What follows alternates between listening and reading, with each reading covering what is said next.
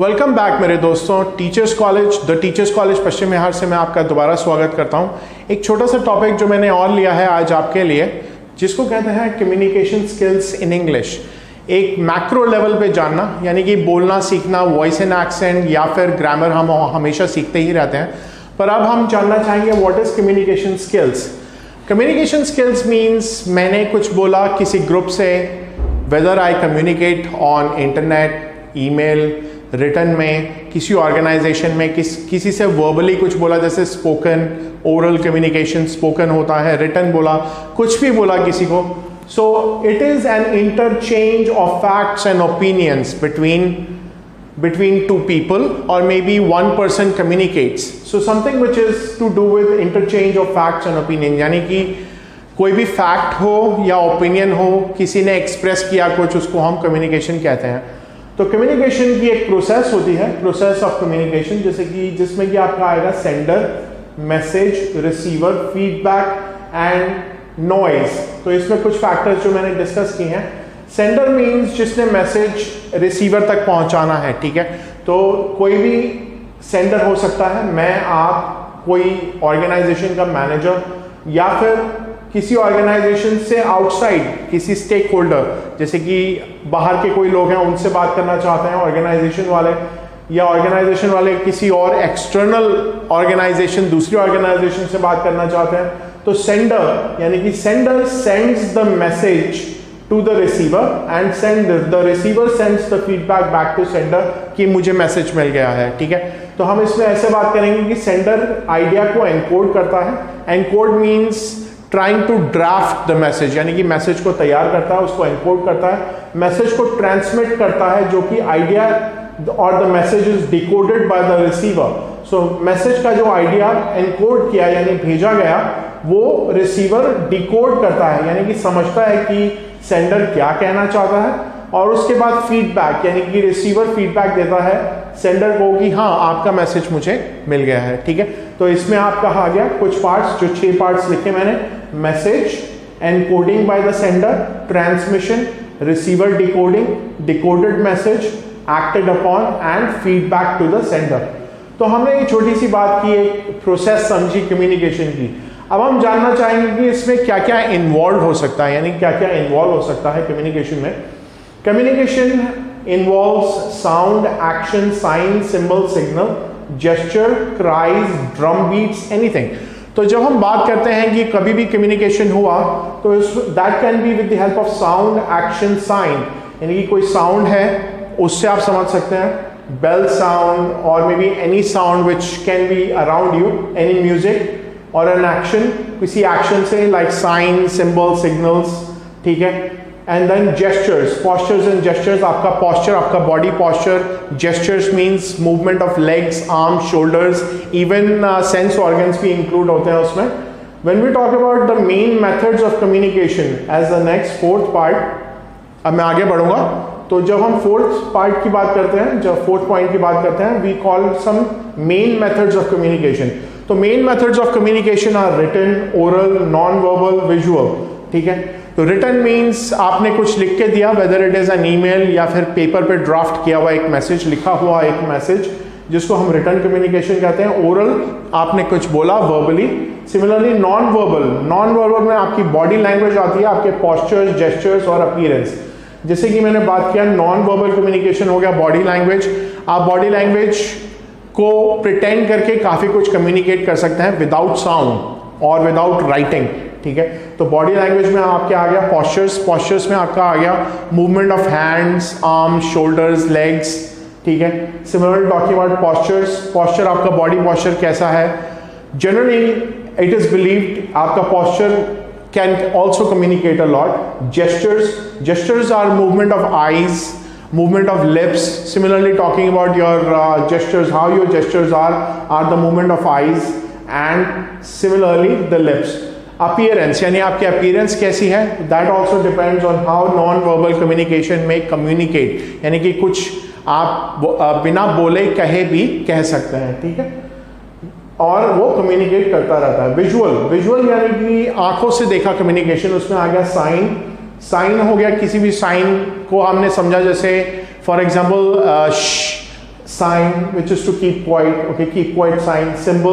Symbol किसी तरह का है, symbol is for no usage of drugs और अल्कोहल इन एन एरिया, ठीक है। सिग्नल हो गया, सिग्नल में भी काफ़ी चीज़ें आप पूछ सकते हैं, फॉर एग्जाम्पल अगर रेड लाइट सिग्नल है, ग्रीन लाइट सिग्नल है, ठीक है, तो उससे भी काफ़ी कुछ कह सकते हैं। अब मैं कुछ और आगे बात करूँगा आगे आपके लिए, something which is called as types of communication. कितने टाइप का कम्युनिकेशन हो सकता है किसी ऑर्गेनाइजेशन में, यानी कॉर्पोरेट में। अपवर्ड कम्युनिकेशन होता है जिसमें जूनियर सीनियर से बात करना चाहता है। Similarly downward communication which is from senior to junior, ठीक है, सीनियर जूनियर से बात करना चाहता है। लेटरल यानी पीयर टू पीयर, एक ही लेवल का जो ऑर्गेनाइजेशन में एक ही लेवल के दो एम्प्लॉइज हैं सेम डेजिग्नेशन के, वो आपस में बात करना चाहते हैं। सिमिलरली टाइप्स ऑफ कम्युनिकेशन में एक कॉर्पोरेट या ऑर्गेनाइजेशन में इंटरनल कम्युनिकेशन हो सकता है, एक ऑर्गेनाइजेशन की विसिनिटी या घेरे में या दायरे में आपस में बात किया। एक्सटर्नल मीन्स आपका कोई भी ऑर्गेनाइजेशन का एम्प्लॉय बाहर के किसी ऑर्गेनाइजेशन या पर्सन से बात करना चाहता है who belongs to another public community or another organization or maybe an office or the one you want to communicate to. So types of communication is upward, downward, lateral, internal and external. Similarly barriers of communication, एक छठा point जो मैं discuss करना चाहूँगा, barriers of communication, यानी हमने इस part को छोड़ा था जो नॉइज है, दैट इज ऑल्सो पॉसिबल। यानी कि नॉइज यानी किसी मैसेज को पूरा पहुंचाने तक कोई विलंब आना मतलब नॉइज। नॉइज में आपका आ सकता है poor expression, faulty transmission, noise, equipment, power supply problem, people related factors which may be a problem. तो those are also called as barriers या नॉइज। इसको हम इस तरह से ही जानेंगे। तो जब मैंने आगे बात किया बैरियर्स ऑफ कम्युनिकेशन में भी पुअर एक्सप्रेशन मीन्स अपने आप को एक्सप्रेस नहीं कर पाना ठीक से। फॉल्टी ट्रांसमिशन इक्विपमेंट, जैसे कि कोई कंप्यूटर है या इंटरनेट सिस्टम है उसमें एरर आ जाना। नॉइज यानी नॉइज मतलब कुछ ऐसी आवाज़ें जैसे कि ट्रैफिक की आवाज़ या किसी सिग्नल की आवाज़ या किसी गाड़ी की आवाज़ जो आपको नॉइज फैक्टर प्रोड्यूस कर रही है। इक्विपमेंट्स, पावर सप्लाई, इक्विपमेंट यानी कि उपकरण, पावर सप्लाई यानी आपकी इलेक्ट्रिसिटी की सप्लाई, दैट में भी ऑल्सो कॉजिंग अ हिंडरेंस या उसका रोक दिया जाना या प्रॉपरली कम्युनिकेट ना कर पाना, ठीक है। People related factors is generally related to your personality, communication skill, ठीक है। तो उस पर स्किल पे बात करेंगे कि आप कैसे लोगों का उदाहरण लेके कि लोग आपस में ठीक से कम्युनिकेट कर रहे हैं कि नहीं, सही मैसेज एनकोड करके डिकोड कर पाए कि नहीं, ठीक उसी तरह।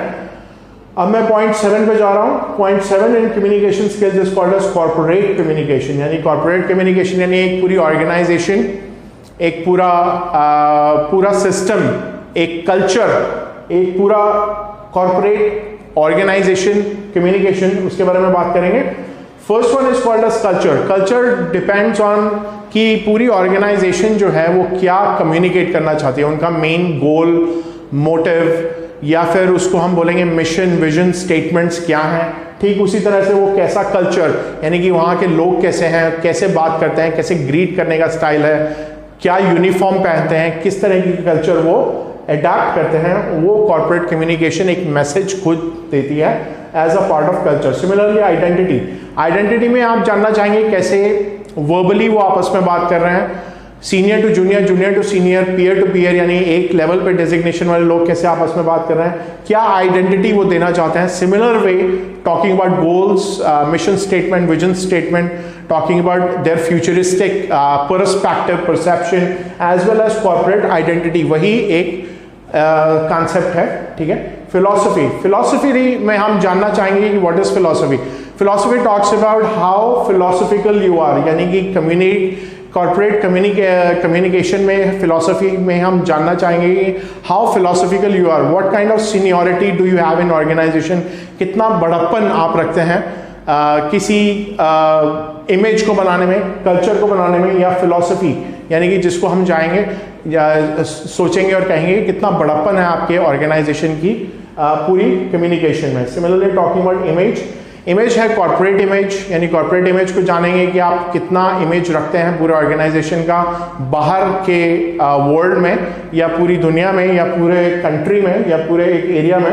Corporate image with communication is related to आपका कम्युनिकेशन कितना अच्छा है अपने क्लाइंट्स, कस्टमर या फिर स्टेक होल्डर्स या फिर गवर्नमेंट, पॉलिटिक्स, इकोनॉमी, आप कैसा इमेज बना बैठे हैं पूरे कॉर्पोरेट का या फिर एक ऑर्गेनाइजेशन या कंपनी का। Similarly, talking about effective communication. Effective communication of a corporate style means talking about whether it is customer, whether it is organization, stakeholder, employee या owner या फिर कोई बाहर external communication has to be very effective. Effective means clear. मैं आपको 7 C's में ले जा रहा हूँ जो quite important है as a part of effective communication.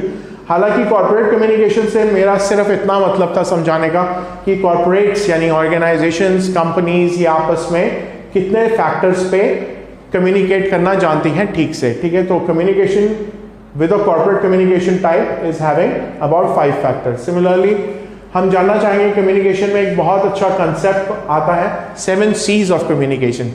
तो 7 C's of communication is concrete, concise, clarity, completeness, courtesy, correctness and consideration, ठीक है। तो ये 1 2 3 4 5 6 7 A to G कुछ लिखा है मैंने।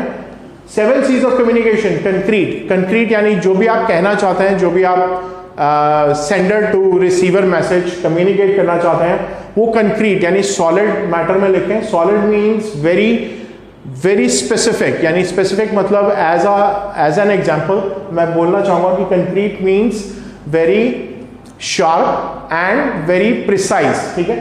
कंसाइज, कंसाइज में भी हम यही कहना चाहते हैं कि आपका मैसेज शॉर्ट, क्रिस्पी और कम्युनिकेशन का मीनिंग प्रॉपर होना चाहिए उसमें। Similarly clear, clarity, clarity of communication is important.